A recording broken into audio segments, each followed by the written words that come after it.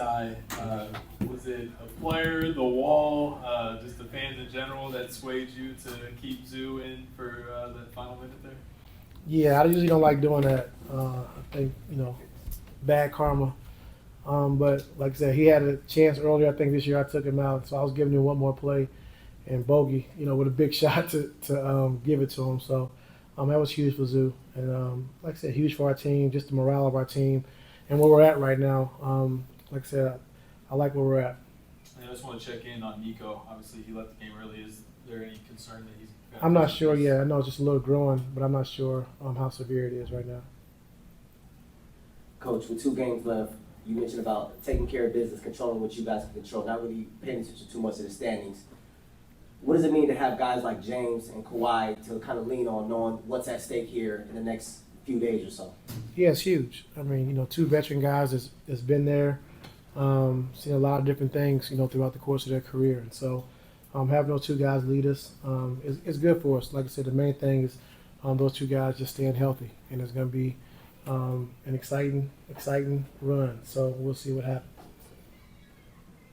Coach, you're someone who likes perfection. You guys playing so well right now. Are there any things that you're seeing from the team where you're like, oh, we really got to fix this as we get there to the playoffs? Yeah, I talked to the team at the end of the game. I usually don't do a lot of talking after the game, but just tell them we got to get back to our defensive identity. We've kind of let our guards down because of, guys are being out or whatever it may be, but we got to have the same approach every single night. And sometimes when you're scoring easy, you kind of let your guard down defensively. But when we're trying to get to and when we're trying to go, you can't do that. So our identity every single night's got to be defense. We got to have that mentality every time we step on the floor. And I think we've been lacking lately, so we just got to be better with that. So you kind of touched on it a little bit, but is it hard to keep guys engaged when you're playing teams that are missing players at this point in the season? They can see the finish line, just ahead of them. I don't know. I'm engaged, so I hope trying to win every game. But like I said, it can be hard, but we still got to have the right mindset. We got to be professional about it. We know they have 6 or 7 of their players on the floor, and I told you before the game, they have a good young nucleus, good young guys that play hard, play with pace, can shoot the basketball, can attack, and like I said, they play well tonight.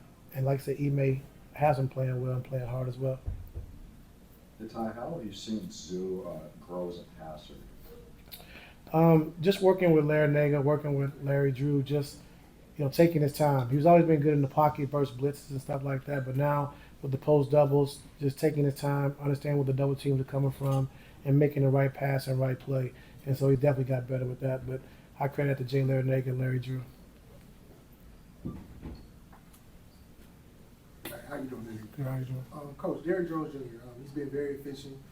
There's certain defense and things like that, but coming in, he wasn't really known as being a three-point shooter.